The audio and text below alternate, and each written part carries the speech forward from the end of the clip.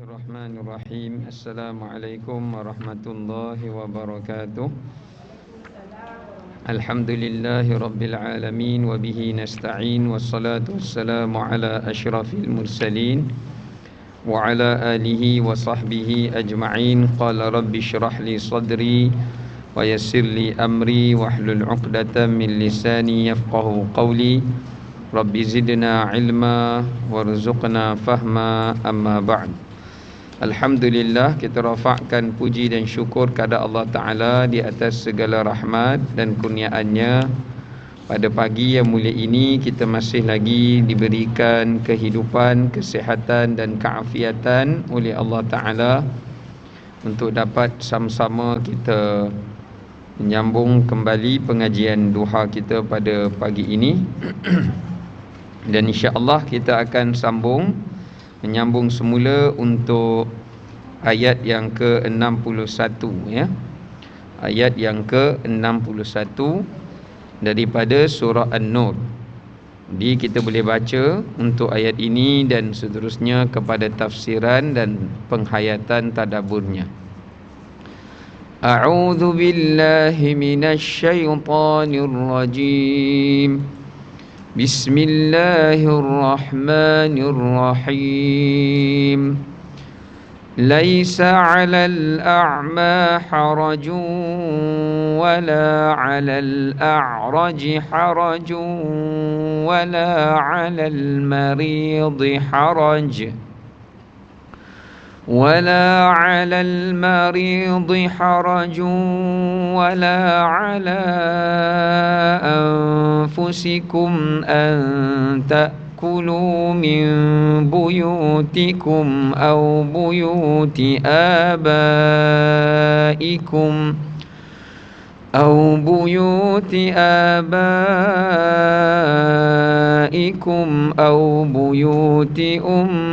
أمهاتكم أو بيوت إخوانكم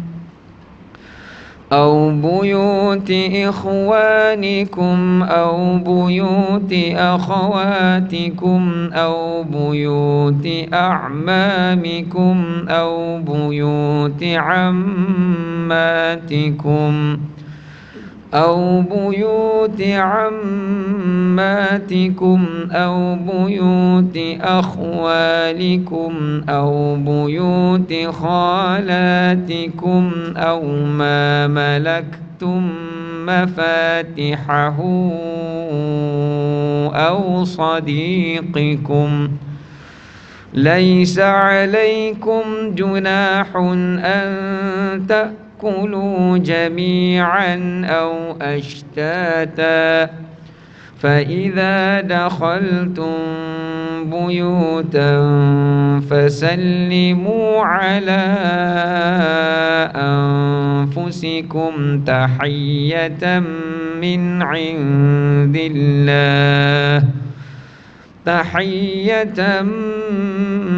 عند الله مباركة طيبة كذلك يبين الله لكم الآيات لعلكم تعقلون.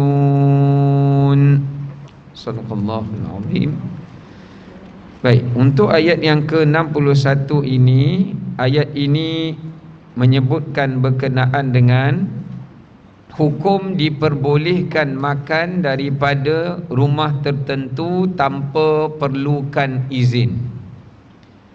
Dekat sini menunjukkan pada kita tentang bab berkenaan dengan perbincangan hukum, iaitu boleh kepada seseorang untuk masuk ke dalam rumah-rumah yang tertentu dan mengambil makanan dan minuman walaupun tanpa keizinan daripada tuan empunya rumah tersebut. Kita tengok terjemahan dia, kemudian hukum dan tafsirnya dan seterusnya tadabburnya.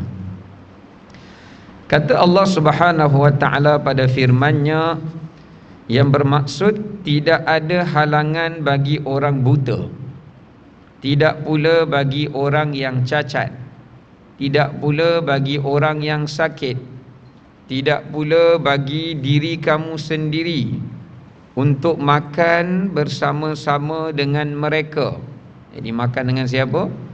Makan bersama-sama dengan keluarganya, ataupun makan bersama dengan orang-orang yang cacat ini atau yang buta ini di rumah kamu, atau di rumah bapa-bapamu, di rumah ibu-ibumu, di rumah saudaramu yang lelaki, di rumah saudaramu yang perempuan, di rumah saudara bapamu yang laki, ini bapa saudara lah di rumah saudara bapamu yang perempuan, di rumah saudara ibumu yang lelaki, di rumah saudara ibumu yang perempuan, di rumah yang kamu miliki kuncinya, ini rumah kita lah, yang kita pegang kunci tu, atau di rumah kawan-kawanmu.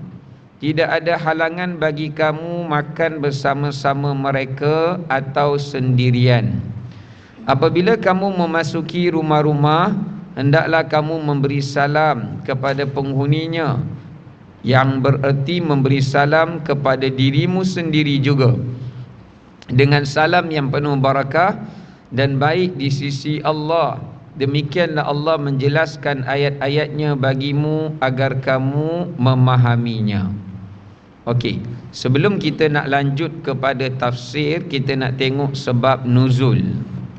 Apa itu sebab nuzul? Sebab turun ayat inilah. Apakah sebab dan punca kepada turunnya ayat 61 ni? Ada kisah di sebalik ayat yang ke-61 ini. Para ulama tafsir berbeza pendapat berkenaan dengan sebab turun ayat ini. Ada 3 riwayat yang menceritakan tentang sebab penurunan kepada ayat yang ke-61 ini, ya. Yang pertama menceritakan mengenai tiada dosa makan di rumah seseorang itu. Maknanya kalau kita pergi makan dekat rumah yang disebutkan dalam ayat Quran ni tadi, walaupun tanpa pengetahuannya, tak berdosa. Tapi kalau bawa balik kereta dia, perabot dia, TV dia, tu tak boleh lah. Yang boleh hanya makan dan minum, bukan ambil semua barang, ya. Ambil semua barang tak boleh lah, ya. Tapi kalau kita datang, kita dahaga, kita nak minum, kita nak makan, maka itu diperbolehkan berdasarkan pada riwayat yang pertama. Sebab mengatakan Sa'id bin Musayyab, Sa'id bin Musayyab adalah seorang tabi'in. Dia ni menantu kepada sahabat Nabi yang bernama Abu Hurairah. Abu Hurairah ada anak perempuan. Abu Hurairah ni dia kahwin lambat, sebab dia asal sahabat Sufah. Dia susah, ya, duduk dekat kemah beranda di kawasan tepi pinggiran Masjid Nabawi. Tapi lepas Islam dah kuat, menang banyak peperangan, dia Abu Hurairah jadi kaya, ya, jadi barulah dia dapat kahwin. Jadi dia kahwin lambat, ya. Dan dia ada anak perempuan. Anak perempuan tu dikahwini oleh seorang tabi'in namanya Sa'id bin Musayyab. Sa'id bin Musayyab ni anak sahabat. Bapa dia Musayyab, atuk dia sahabat, ya. Musayyab ni juga sahabat. Ayah pada Musayyab namanya Hazan. Musayyab bin Hazan. Hazan tu adalah sahabat Nabi. Jadi sahabat Nabi ni pun ada cerita dia juga. Hazan ni bila dia masuk Islam, kemudian Nabi tanya dia, apa nama kamu? Dia kata, namaku Hazan. Maka Nabi SAW kata, kenapa kau tidak menukarkan namamu dengan nama Sahal? Sahal ni maknanya mudah, Hazan ni maknanya sedih. Lalu dia kata, aku tidak mahu menukar nama yang telah diberi oleh bapaku. Sebab bapak dia hidup lagi masa tu. Dia takut bapak dia kecil hati. Dia nak jaga perasaan bapak dia, jadi dia tak nak tukar. Maka Nabi SAW biarkanlah. Dia tak nak tukar, Nabi biarlah. Dan kata Sa'id bin Musayyab, sejak daripada hari itu, melainkan keluarga kami ni selalu ditimpa kesedihan. Ya, menunjukkan nama yang kita bagi ni, dia sebenarnya adalah doa. Jadi sebab dia tak nak tukar nama tu, orang nak panggil Hazan. Hazan sedihlah dia. Bukan dia saja kena sedih tu, keluarga dia pun kena. Ya, keluarganya pun terpalit dengan kesedihan. Cuma ulama kata, kalau maknanya kurang bagus, dia tak nak tukar, makruh. Macam nama Hazan tadi kan, kurang bagus lah. Jadi dia tak nak tukar. Nabi tak marah dia, tapi ulama kata hukum dia makruh. Tapi kalau makna dia tu makna merujuk kepada nama syaitan, nama jin, nama orang kafir, nama yang berbentuk syirik, yang tu wajib ditukar. Kalau tak tukar, haram dan berdosa selama mana nama dia dipanggil, dia berdosa dengan nama itu. Ya, antaranya nama orang Melayu yang tak tukar-tukar, yang ada unsur syirik, Abdul Manaf. Pernah dengar tak orang nama Abdul Manaf? Ada kan? Ramai kan? Haram, syirik nama itu. Ya, hamba kepada Manaf. Manaf ni nama berhala. Nama berhala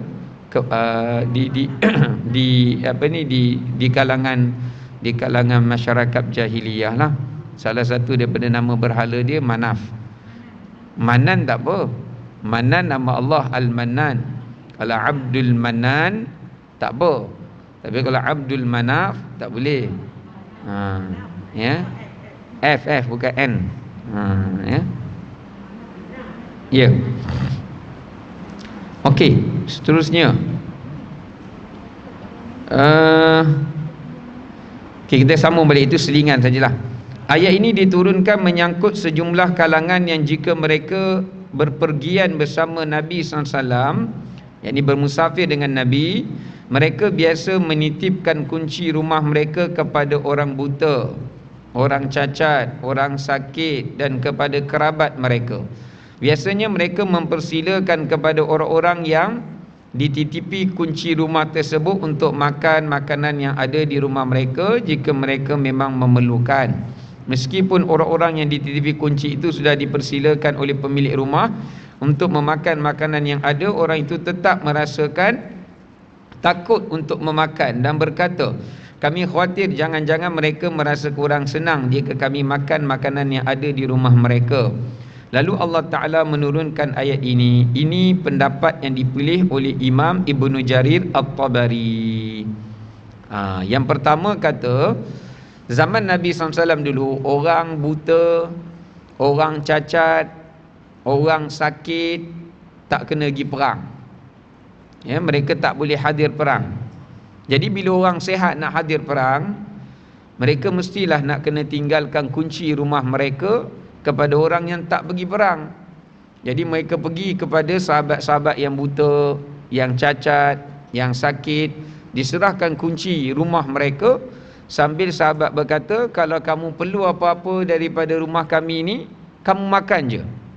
Ada makanan kamu perlu, ada minuman kamu perlu untuk kamu istirahat, tidur, duduk saja di rumah kami, tak ada masalah, sebab dia dah serahkan kunci. Tapi akhlak sahabat ni, walaupun dah dibagi kunci, dia tetap takut nak makan, dia tetap takut nak minum, walaupun dah dipelawa oleh tuan empunya rumah itu. Dia bimbang takut nanti kalau dia makan, benda tu makanan yang bukan dimaksudkan diboleh makan oleh tuan rumah, jadi dia takut haram. Jadi akhirnya Allah turunkan ayat ini.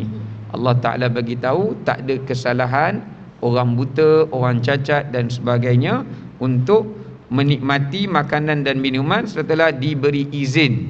Bila dia bagi kunci itu maknanya diberi izin oleh tuannya. Okey, kita tengok riwayat yang kedua pula, yang menyatakan mengenai dengan sebab turun ayat ni. Ni penting sebab turun ni, sebab kalau kita baca literal zahir ayat ini, menunjukkan pada kita siapa-siapa saja masuk rumah siapa-siapa dia boleh makan. Kan tadi katakan rumah kawan-kawan. Oh, kita masuk diam-diam rumah kawan gitu. Dia baru beli pula, kita tengok baru balik daripada Maidin. Oh, baru balik semua yang barang dia beli tu, ikan siakap, ikan apa. Dia nak masak tak ada apa dah. Kenapa kamu ambil? Tak baca ke Quran? Dia geram bulan depan, kita pula pergi beli, dia pula datang bawa balik. Ya, jadi nanti takut salah faham ya. Okey, yang kedua, ulama tafsir kedua sebut tiada dosa atas orang-orang yang memiliki uzur untuk tidak ikut pergi berjihad. Ayat ni cerita tentang apa? Tak ada dosa kalau orang yang ada keuzuran dia tak hadir jihad. Ayat ni cerita tentang tu, bukan cerita pasal makan. Cerita tentang siapa buta, siapa sakit, siapa cacat, siapa ada keuzuran, dia tak wajib pergi jihad. Sebab tu kata Imam Hasan Al-Basri, ayat ini turun adalah mengikut keadaan kondisi sahabat yang bernama Abdullah ibn Ummi Maktum radhiyallahu an yang buta sehingga Allah Ta'ala menggugurkan kewajipan jihad ke atasnya. Abu Hayyan pula mengatakan sesungguhnya ayat ini menyatakan bahawa tiada dosa atas orang yang buta, orang yang cacat, orang yang sakit, orang yang ada keuzuran untuk tidak pergi mengikuti jihad, dan tiada dosa atas manusia itu untuk makan di rumah orang-orang yang disebutkan oleh Allah Ta'ala dalam ayat ini. Penggabungan di antara kedua masalah ini dalam konteks memberi fatwa, penjelasan yang diterima. Maka di sini menunjukkan siapa yang ada keuzuran tak boleh pergi perang, Allah bagi kelonggaran kepada mereka kalau mereka dengan cacatnya, dengan sakitnya, kalau mereka tak dapat mencari bekalan makanan untuk diri mereka, jadi mereka boleh duduk di rumah mana-mana sahabat untuk mereka dapatkan makanan dan keperluan. Ya.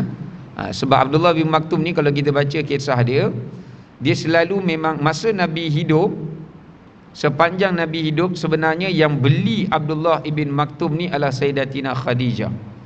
Dia asal hamba. Beli dia dan merdekakan dia, dan Sayyidatina Khadijah suruh dia duduk rumah Nabi, jaga bagi makan semua. Tapi bila dia dah besar, maka dia segan lah. Tapi selalu dia ulang alik rumah Nabi kalau dia lapar. Dia lapar je dia datang. Sebab dia buta kan, susahlah dia nak kerja dan sebagainya. Ya, sehingga kan dalam hadis Nabi pernah kata kat isteri dia Aisyah dengan Hafsah, bila Ummi Maktum datang, Nabi kata pakai tudung. Aisyah dengan Hafsah kata nak pakai buat apa Rasulullah? Dia buta bukan dia nampak. Saya tak pakai tudung kan dia nampak. Tapi Nabi kata, apakah kamu dua juga buta? Jadi maknanya isteri Nabi nampak dia.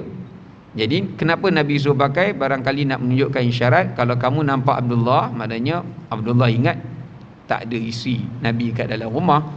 Jadi mungkin dia pun boleh buat benda yang boleh membukakan auratnya. Dia sekurang-kurangnya bila kamu berhijab, kamu dapat menjaga pandangan kamu daripada melihatnya. Ya. Dan itu juga ada yang kata hukum khas bagi isteri Nabi lah, walaupun depan orang buta pun kena tutup aurat. Hukum khusus bagi isteri Nabi sallallahu alaihi wasallam. Ataupun ada yang kata dia adab lah, bab adab. Walaupun orang buta, janganlah kita mentang-mentang buta kan, pakai apa berkembannya. Siapa ni? Buta kawan tu, biar je lah. Tak boleh lah gitu, adab kan. Baik. Okey.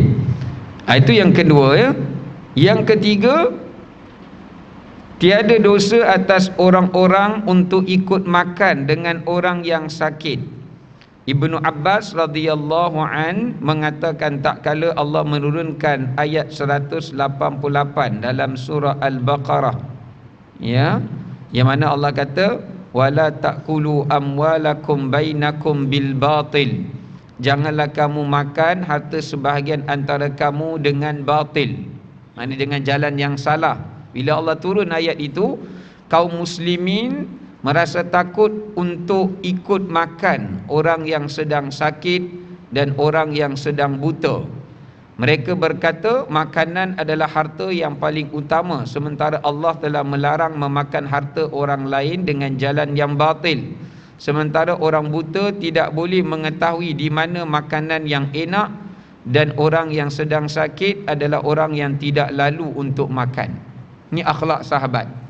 Bila Allah turun surah Al-Baqarah kata tak boleh makan harta orang lain dengan batil, sahabat Nabi ada yang buta. Bila orang bagi makanan kat dia, orang sedekah, dia tak nampak makanan mana yang sedap, apa dia tak nampak. Jadi dia ambil mana yang dia dapat, dia makan yang tu lah. Zaman dulu mana ada pendidikan khas untuk orang buta. Zaman Nabi dulu maknanya hidup macam biasalah. Jadi sahabat lain tengok dia punya makanan tu ada lebihan, tapi sahabat takut nak makan. Sebab apa? Sebab takut itu makanan diberi kepada dia, dan dia buta. Mungkin kalau dia nampak makanan tu, dia akan habiskan semua, atau dia akan pilih mana yang enak, yang sedap, dia akan makan. Tapi sebab dia tak nampak, dia makan mana yang dia capai lah. Yang satu lagi, orang sakit. Bila orang bagi makan kat orang sakit biasalah makan sikit lah, ada lebihan makanan. Jadi sebahagian sahabat yang lain tak nak membazir. Mereka takut nak makan makanan itu, kerana takut orang sakit tak mengizinkannya, ya. Sedangkan dalam masa yang sama mereka takut makanan itu rosak. Jadi mereka berbelah bagi. Kita, orang datang masjid hari Jumaat, orang sedekah pisang, nasi lemak, yang semua pakai ambil. Tak ada sifat macam sahabat tadi. Padahal ada setengah orang kalau dia ada sifat warak, dia akan tanya, kenapa dia hantar makanan? Sebab tengok kat masjid tu adanya pelajar-pelajar tahfiz. Mungkin dia niat bagi tu, mungkin, walaupun ada mungkin, sebaiknya tinggal. Mungkin dia niat nak bagi kat budak-budak tu, yang makan pakcik-pakcik. Budak tu tak makan pun, ngalah dengan pakcik ni, berebut pisang macam kawan ni dapat kulit dia, kawan ni dapat isi, kawan ni dapat tandan dia saja. Berebut. Jadi sepatutnya kena ada sifat warak tu lah, ya. Macam orang buat makan masjid, dia bagi seorang satu, tiba saya nak lebih, tunggu dulu, kalau ada lebih baru ambil, bagi orang lain semua dapat dulu. Jadi akhlak sahabat, dia takut. Dia memanglah dia bagi kat karya, tapi kalau ada karya yang tak dapat, kan? Ni musim Ramadan ni mulalah kang. Tapau kat saya dulu. Tapau geng-geng kita. Mana boleh, kan? Sebab orang tu sedekah bukan untuk orang yang duduk kat rumah kita saja. Orang yang datang masjid, dia nak dapat pahala tu, kan? Tapi sebahagian orang begitulah, ya. Ini perlu diberitahu, ya. Okey, ini yang ditakuti oleh sahabat. Maka disebabkan itu Sa'id bin Jubair dan Ad-Dhahhak mengatakan orang-orang yang cacat dan orang buta merasa takut untuk ikut makan bersama orang-orang yang sihat, kerana orang-orang yang biasanya merasa tak selesa makan dengan mereka dan tidak suka makan dengan mereka. Lalu masyarakat Madinah enggan mengajak orang-orang buta, orang cacat dan orang yang sakit, ya, kerana rasa tidak selesa untuk makan dengan mereka. Lalu Allah turunkan ayat ini. Ada juga pendapat yang mengatakan mereka nak makan dengan orang buta, nak makan dengan orang cacat, dia orang rasa tak selesa makan dengan mereka, ya, sebab nanti takut dia orang ambil lauk ni, orang cacat tak nampak, dia tak dapat lauk tu, padahal makan sekali, jadi dia rasa bersalah, jadi dia orang elakkan makan. Sedangkan Allah kata tak ada masalah kalau kamu makan, duduk bersama-sama dengan mereka, jangan mengasingkan dengan mereka. Padahal kita tengok orang cacat kan, tengok rupa dia pun mungkin kita rasa kesian, nak makan lebih, takut dia makan kurang, ya. Jadi itu menyebabkan Allah Ta'ala turunkan ayat Quran ini supaya tidak mengasingkan diri mereka dengan orang-orang yang tidak sihat ataupun orang-orang yang cacat dan sebagainya, ya. Okey, sebagai hujung kat sini dia kata, adapun yang ketiga sebab turun ayat ini adalah ayat ini menjelaskan hukum boleh untuk makan di rumah-rumah tersebut dengan syarat orang yang makan tahu dan yakin kalau si pemilik rumah memang ikhlas untuk memberi, iaitu dengan adanya izin secara umum atau dengan adanya isyarat yang menunjukkan tuan rumah memang membenarkannya. Ini hukum hukum umum, bagi maksud ayat yang ke-61 daripada sebab turun itu tadi, ya. Okey, baik. Sekarang ni kita nak tengok dari sudut tafsir dan kemudian kepada pengajaran dia. Yang pertama, dalam rangkap ayat 61 ini Allah Subhanahu wa taala menerangkan tentang pengecualian terhadap orang-orang yang berada dalam keuzuran untuk tidak hadir peperangan atau keluar pergi berjihad. Siapa golongan itu? Ada 3 golongan yang diberikan pengecualian. Pertama, orang yang buta. Yang kedua, a'raj, orang yang cacat. Yang ketiga adalah al-marid, orang yang sakit. Ini adalah 3 kategori manusia yang dikecualikan mereka daripada pergi perang. Walaupun ada sahabat yang dalam 3 kategori ini yang tetap nak hadir dalam perang, mereka nak pergi, tapi Nabi tak benar, sebab takut dia memudaratkan mereka, walaupun mereka mendambakan mati syahid. Ialah kalau dia buta, dia bukan nampak mana orang Islam kan, dia tetap orang Islam pula kan, dia tak nampak. Yang cacat pula mungkin sukar bagi dia, ya, untuk bertempur, dan orang sakit memang dia lemah lah, jadi diberikan pengecualian. Maka di sini menunjukkan walaupun dalam ayat ini cerita berkenaan dengan kelonggaran dan keuzuran, ini kita nak kena kenal golongan-golongan ahli a'zar.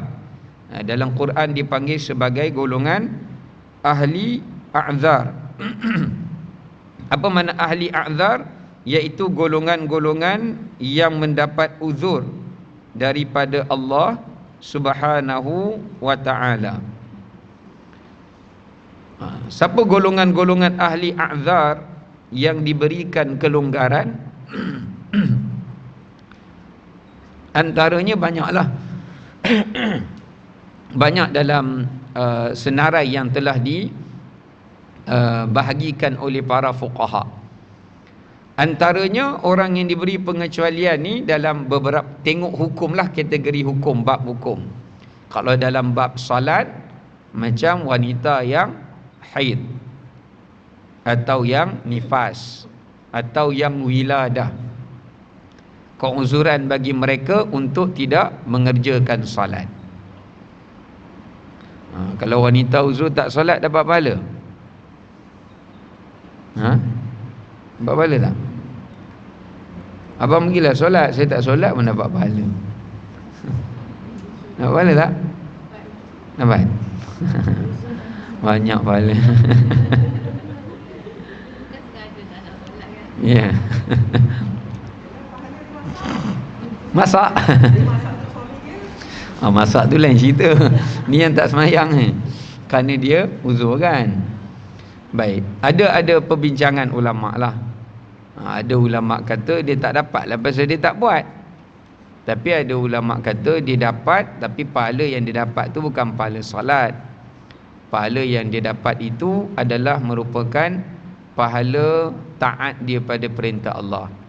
Sebab bila Allah kata jangan solat, dia tak solat, dia dapatlah pahala ketaatan dia kepada Allah Ta'ala. Tapi ada sebahagian ulama kata dia dapat bukan sekadar pahala taat pada Allah, tapi pahala solat itu juga. pahala solat itu juga dia dapat. Kerana ada di sana hadis yang mana Nabi bersabda, idza marida aw safara al-'abdu, kalaulah seseorang tu sakit atau dia bermusafir, sedangkan ketika mana dia sihat atau dia bermukim, dia buat amalan tu, maknanya dia sembahyang lah, ya, melainkan Allah akan tuliskan baginya pahala sama seperti ketika dia sihat dan ketika dia bermukim. Jadi bagi ulama yang kata haid tu sejenis penyakit, dia dapatlah pahala, ya. Tapi kalau kata dia bukan penyakit, dia benda lumrah bulanan bagi seorang wanita, jadi kata yang kalau dia dapat pahala pun, dia dapat pahala taat sajalah, dia tidak dapat pahala salat itu. Jadi ada perbincangan lah ulama kat situ. Kalau tanya orang perempuan, mesti dia nak yang dapat pahala kan. Okey, insya-Allah, ya. Moga-moga. Baik.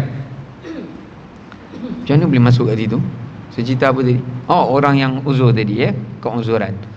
Begitu juga di dalam bab puasa, ya, dalam bab puasa pun diberikan kelonggaran, ya, kepada golongan-golongan tertentu seperti orang sakit, orang musafir, ini golongan uzur, atau orang wanita yang haid ataupun yang nifas dan wiladah. Demikian juga diberikan pengecualian keuzuran daripada Jumaat dan salat jamaah. Dalam Islam juga ada beberapa pengecualian diberikan daripada hadir Jumaat atau salat jamaah bagi orang yang buta, kalau tidak ada orang yang boleh bawa dia. Kalau ada orang boleh bawa, wajib dia kena datang Jumaat, kalau dia buta lah, ya. Tapi kalau tak ada orang boleh bawa, jadi tidak wajib ke atasnya, ya. Sebab ada seorang buta di zaman Nabi, dia kata, ya Rasulullah, dia duduk jauh, dia kata aku tak dapat nak hadir solat. Nabi kata, atas ma'un nida, azan dengar tak? Masjid dekat ke? Dengar. Nabi kata, kalau begitu, kalau kamu mampu upah orang untuk bayar kamu pergi, kamu mampu, kamu wajib. Maknanya kalau dia ni ada duit walaupun buta, ambil Grab ke, kan, Grab datang pikul kawan ni, masuk dia dalam kereta, hantar dia. Yang penting Grab tu kena betul lah pula. Dia hantar bukan majid pula, dia hantar tokong pula, kawan tu bukan nampak kan. Jadi maknanya boleh dipercayai lah, ya. Kalau dia mampu, maka dia kena hadir. Tu orang buta tu, apatah lagi orang yang tak buta lah. Termasuk juga adalah di kalangan hamba. Hamba juga termasuk golongan lemah. Sebab tu dia diberi pengecualian. Hamba tak wajib hadir Jumaat, ya. Hamba tidak wajib. Tapi zaman kita sekarang tak adalah hamba. Kalau kita tengok orang tak datang Jumaat juga, hamba lah tu, kan. Kita tengok orang lelaki banyak tak datang, anggaplah sangka baik, ni semua belum merdeka lagi, ya, masih hamba, ya. Baik. Kemudiannya termasuk diberikan pengecualian adalah orang yang sakit dan orang yang bermusafir. Ini bagi jemaah dan juga bagi Jumaat, ya. Jemaah dan juga Jumaat. Antaranya juga adalah pengecualian keuzuran dalam peperangan ini, yang tiga inilah yang kita sebut orang yang cacat. Tapi orang yang cacat semayang dia kena hadir, ya. Kalau dia boleh hadir, cacat tu tak menghalanginya, maka dia kena hadir, ya. Kecuali dalam perang, sebab perang atau haji, orang yang paralyzed tak wajib haji ke atas dia. Orang yang cacat yang menghalangi dia dapat melaksanakan ibadat haji, tak wajib bagi dia, kecuali dia kena wajib buat badal haji lah, ataupun dia boleh upah orang yang boleh tolong tuntun dia untuk buat, ya. Ini adalah beberapa rukhsah menunjukkan agama Islam. Pengajaran yang kita ambil dekat sini, agama Islam adalah agama yang rahman, di mana antara bentuk kerahmatan itu Allah memberikan kelonggaran daripada menyempurnakan kewajipan sesuatu tuntutan apabila terdapatnya keuzuran, Ya, terdapat keuzuran. Sebelum ni kita belajar keuzuran, kelonggaran yang agama bagi kepada wanita yang sudah tua, dan untuk kewajipan dia memakai hijab. Sekarang ni Allah Ta'ala cerita pada kita kelonggaran pula untuk kewajipan menghadiri perang, ya, bagi mereka yang terdapat padanya keuzuran. Ya. Okey, ini yang pertama. Yang kedua, kita tengok berdasarkan kepada ayat yang ke-61. Ya. Yang kedua, para ulama menyatakan iaitu tuntutan untuk seseorang itu mendekati golongan-golongan yang lemah dan berkebajikan dan memelihara kebajikan mereka. Ini juga pengajaran yang kedua yang boleh kita ambil, iaitu hidup kita perlulah kita eratkan jalinan dengan golongan orang-orang yang lemah. Karena apabila kita menjaga kebajikan orang yang lemah, maka Allah Ta'ala akan menjaga kebajikan kita. Sebenarnya bila kita jaga kebajikan mereka, kita bukan jaga kebajikan mereka, kita jaga diri kita sebenarnya. Karena apa yang kita beri pada mereka, itu yang Allah beri kepada kita. Sebenarnya apa pun kita buat, dia bukan balik pada orang. Kita nampak macam orang tu yang untung, sebenarnya kita untung. Sebab Allah kata dalam Quran, man amila salihan fali nafsih. Siapa buat benda baik, sebenarnya untuk dia. Tapi kita selalu nampak apa yang kita buat tu untuk orang, betul kan? Masak untuk suami, saya penat untuk awak lah. Kita nampak untuk dia, padahal untuk kita. Pasal yang nak makan kita juga nanti kan. Dan pahala tu dapat ke kita juga, betul kan? Tapi kita selalu nampak kita bagi ke orang, kita sacrifice ke orang. Padahal kita tak nampak bahagian apa yang kita bagi tu sebenarnya untuk manfaat kita. Yang lebih memerlukan pahala tu esok nanti pun kita juga di hari akhirat. Sebab tu kalau kita buat kebaikan, jangan kita selalu nampak apa yang kita beri kepada orang, tapi yang kita kena nampak kita sendiri sedang memberi untuk kita. Kita sendiri hendak menyelamatkan diri kita, bukannya untuk memberi kepada orang lain semata-mata. Ya. Baik. Jadi sebab itu dalam hadis Nabi SAW, Nabi ada menyatakan, Nabi kata, hendaklah kamu alaikum bidu'afaikum, hendaklah kamu menjaga golongan-golongan yang lemah. Sahabat kata, kenapa? Nabi kata, hal tunsarun wa turzaqun bidu'afaikum, kerana kamu ni banyak dapat rezeki, banyak dapat pertolongan Allah, bantuan Allah, kerana penjagaan kamu di atas hak golongan-golongan yang lemah. Sebab tu bila orang susah berdoa, dia mengadu, ya Allah dia susah apa semua, Allah tak bagi rezeki dekat dia. Allah dia bagi rezeki tu pada orang kaya. Kenapa?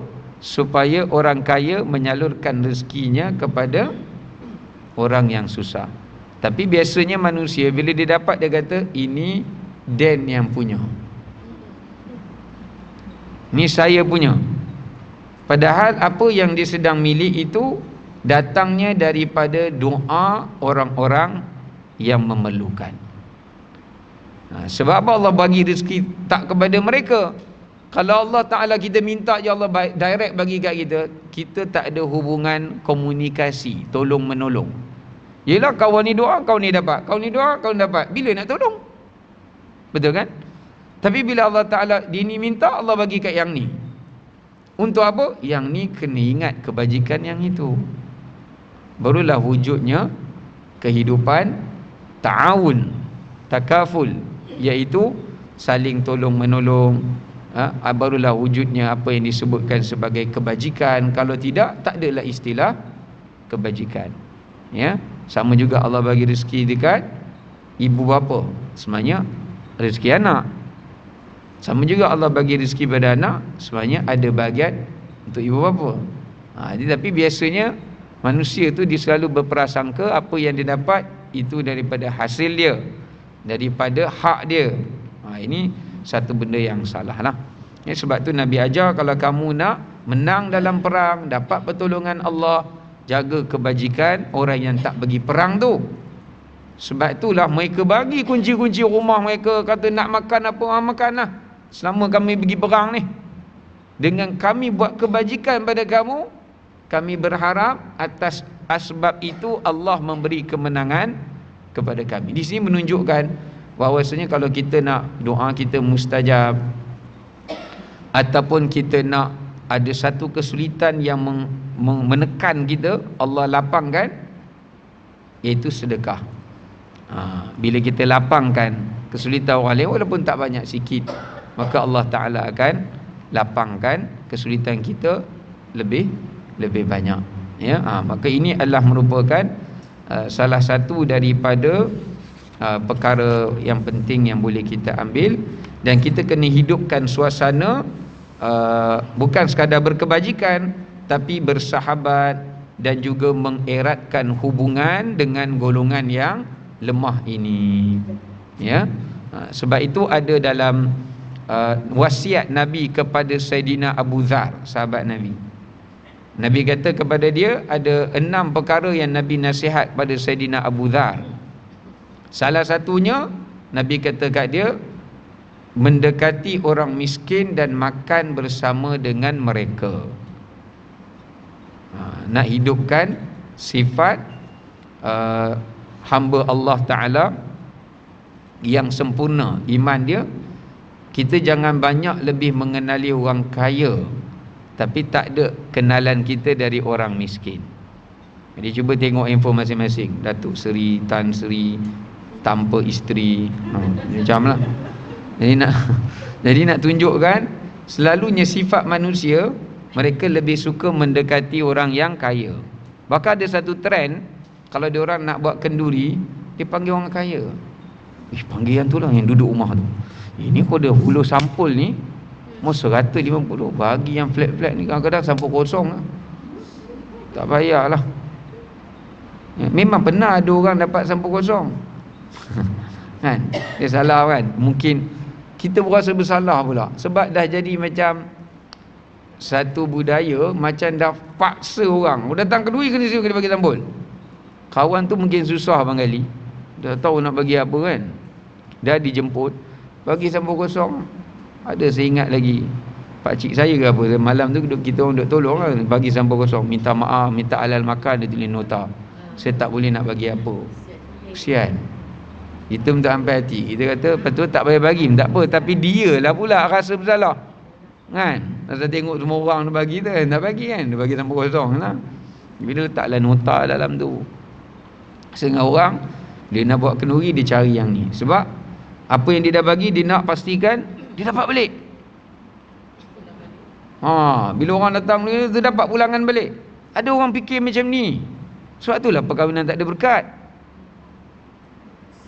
Sedangkan tujuan kita tu nak bagi banyaknya berkat tu datang. Betul kan?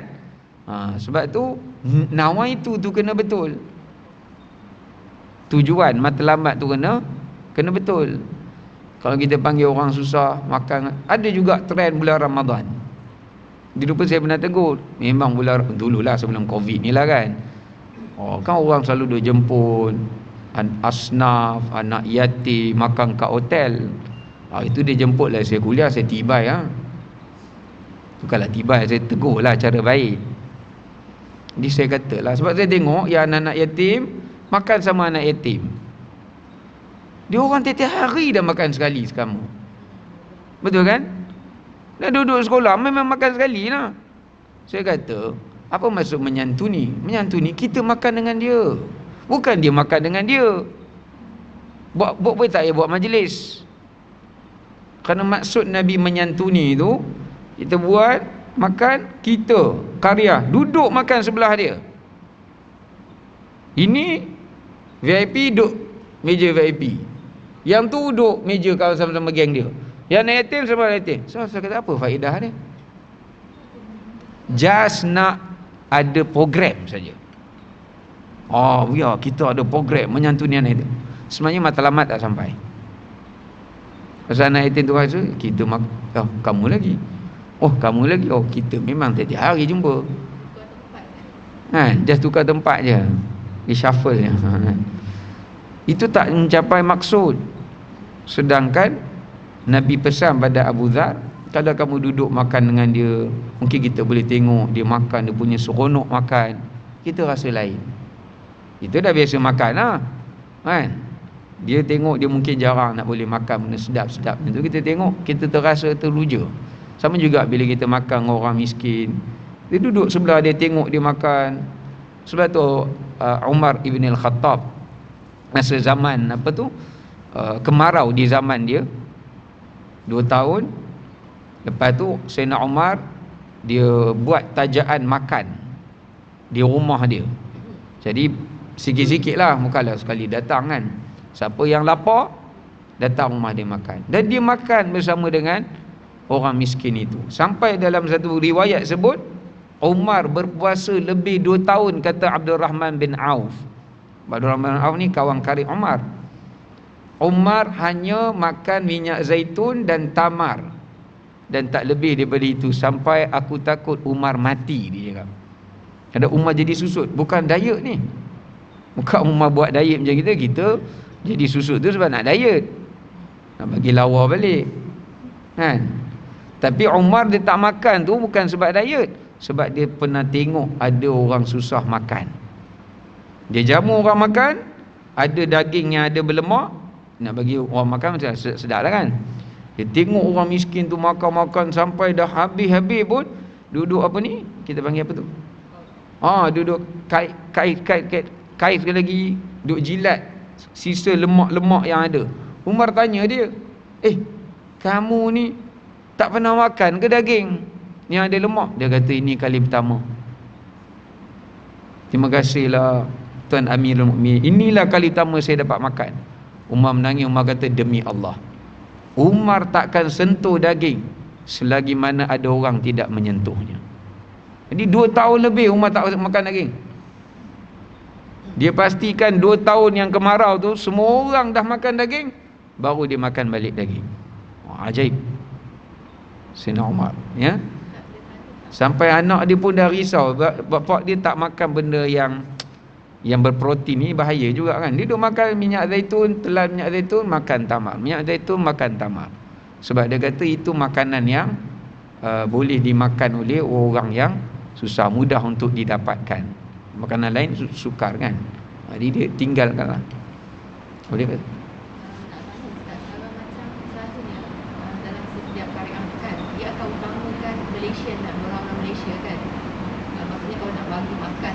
bagi negara dulu kan. Sedangkan kat kita ni ada orang non-Malaysian lah kan, Bangladesh macam tu kan. Dan kita tengoklah kebanyakannya dia akan utamakan warga negara tu. Mana tak sebab dia kata warga negara juga dan banyak yang memerlukan memerlukan lagi bantuan makanan sendiri kan.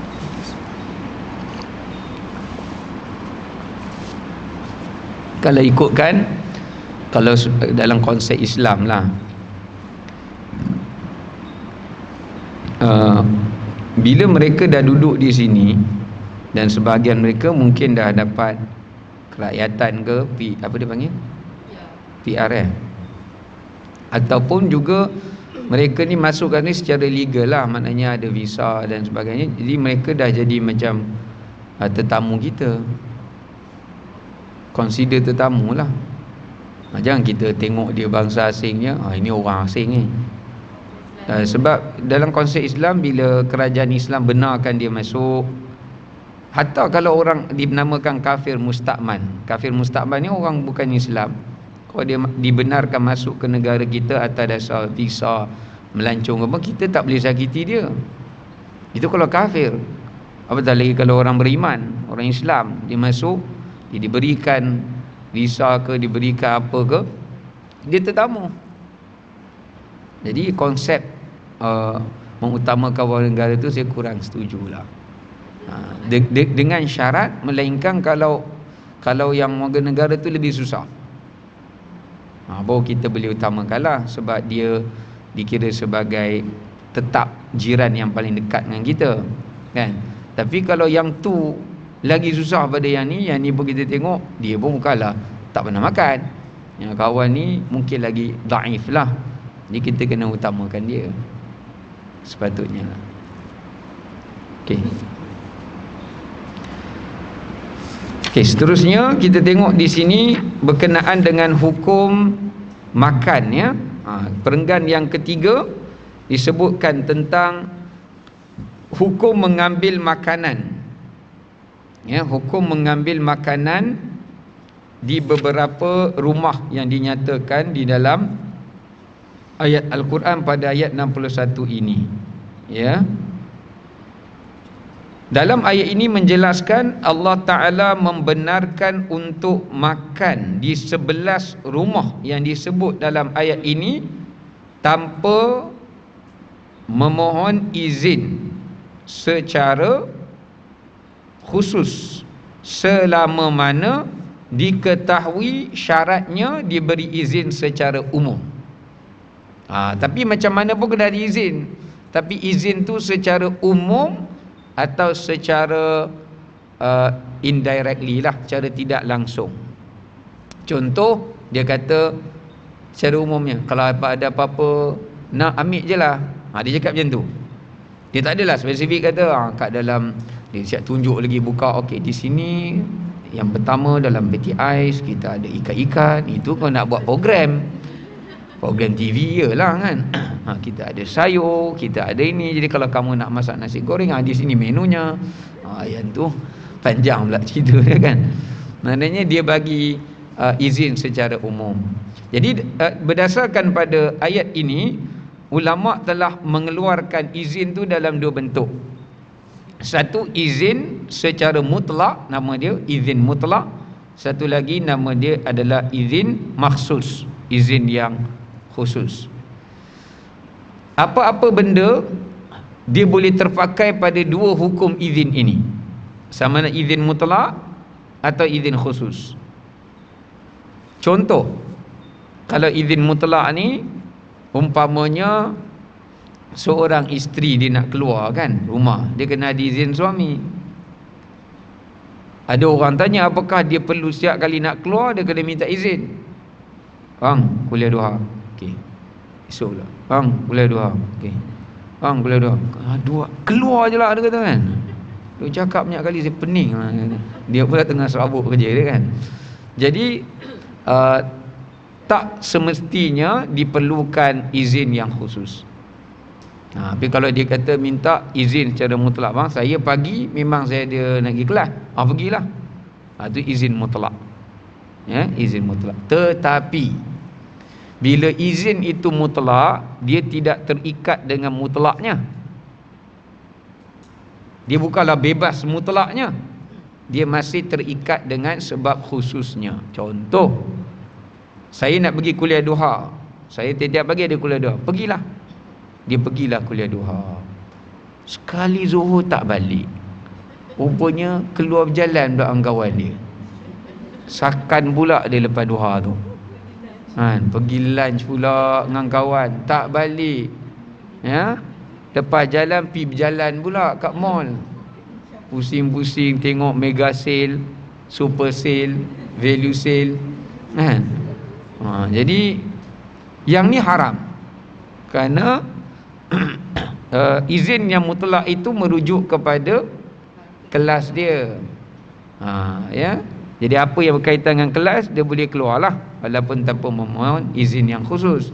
Tapi bukan bererti bila mutlak tu dia bebas nak mana. Abang juga yang bagi, saya bagi kelas je, yang awak keluar pergi KL buat apa, kan. Contoh, ya. Itu izin yang mutlak. Sama juga dalam bab keizinan yang mutlak, seperti orang memberi pinjam.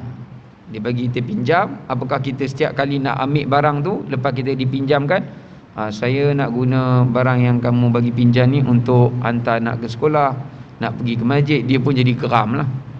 Dah saya bagi pinjam, pakai je lah, nak pergi mana pun. Tetapi kalau dia pakai pada jalan yang haram, maka tu tak ditanggung, walaupun izin tu bersifat mutlak. Kerana difahami selama mana dia Muslim, difahami bila dia bagi izin tu merujuk kepada tempat yang halal. Tapi kalau dia pakai tempat yang haram, dialah tanggung dosa. Ya. Kecuali dia ada sebut izin yang khusus. Yang buat jahat pun saya benarkan. Contoh kan. Yang tu tidak boleh lah. Ya. Okey. Okey, ada 11 rumah yang disebutkan di sini di dalam tafsir. Maka yang disebut yang pertama iaitu rumah sendiri. Ya, rumah sendiri. Rumah sendiri memanglah, ya, dah rumah kita kan. Yang kedua adalah rumah bapa kita dan ke atas. Bapa, atuk dan ke atas lah, moyang dan sebagainya.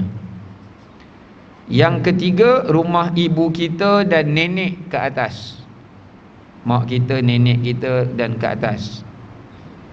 Yang keempat, rumah saudara lelaki kita, adik-beradik, seibu sebapa dengan kita sebelah lelaki, abang, adik lelaki,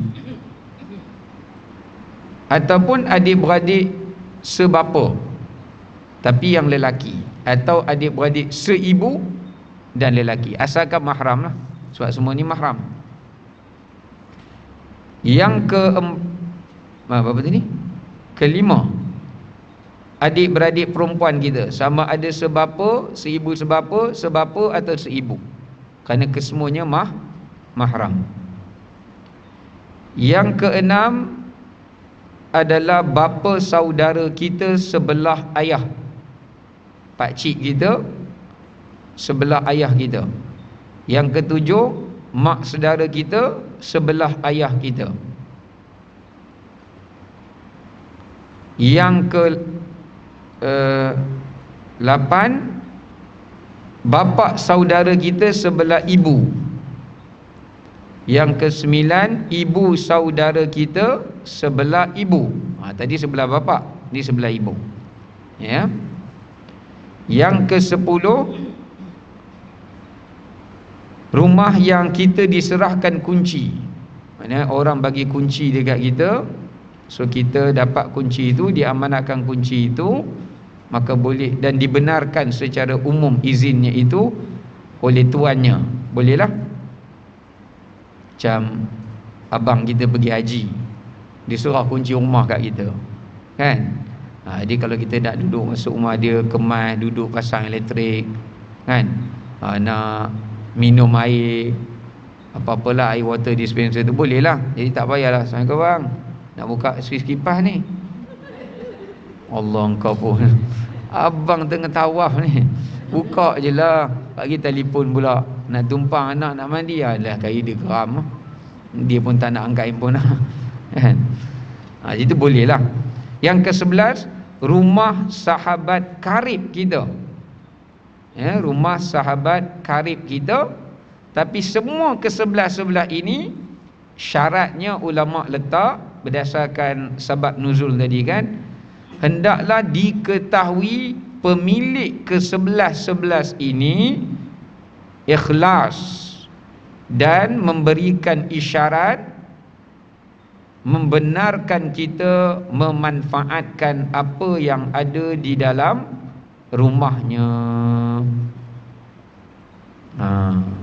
Walaupun secara umum, contoh ayah kita kata, bila kamu nak datang, datanglah rumah ayah, lama tak makan, kita pun datang, tak makan. Tak adalah sampai setiap kali, ya, nak bancur kopi ke? Bancur lah. Bagi telefon pula, ya, Nescafe pula. Lah kau ni berapa kali nak kena cakap? Boleh.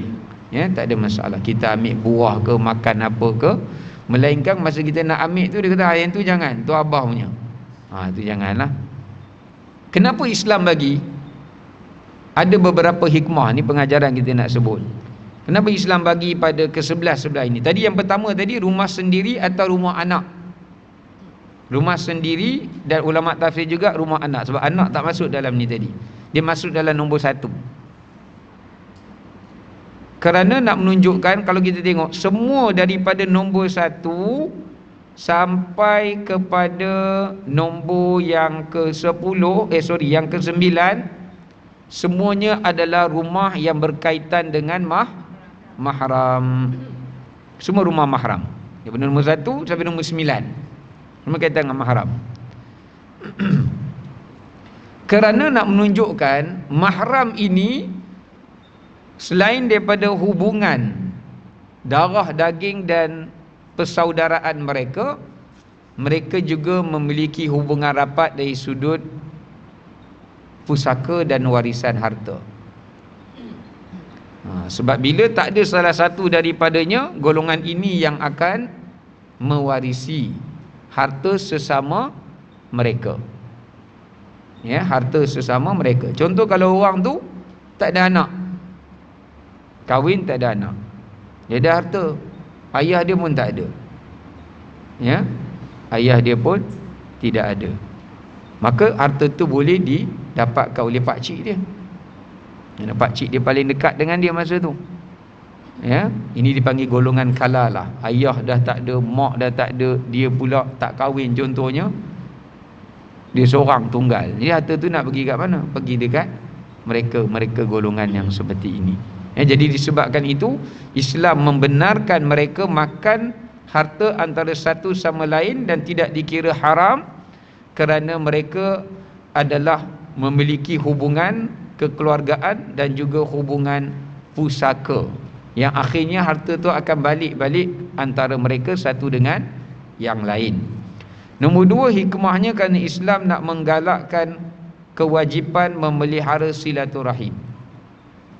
Nak suruh kita datang rumah, makan sekali, ya, dan sudah pastilah biasanya mahram kita, dia takkan menyekat kita daripada ambil apa-apa yang diperlukan di rumahnya.